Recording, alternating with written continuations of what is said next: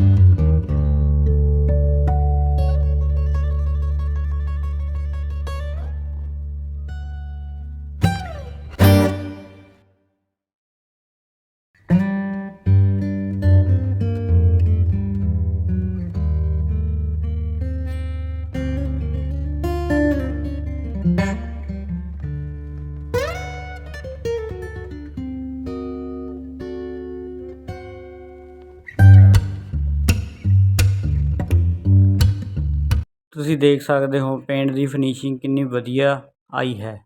Paint ਸੰਬੰਧੀ video ਦੇਖਣ ਲਈ ਸਾਡੇ ਨਾਲ ਜੁੜੋ। YouTube, Facebook, Instagram happy painter Beretta. Video ਨੂੰ ਪੂਰਾ ਦੇਖਣ ਲਈ ਬਹੁਤ ਬਹੁਤ ਧੰਨਵਾਦ।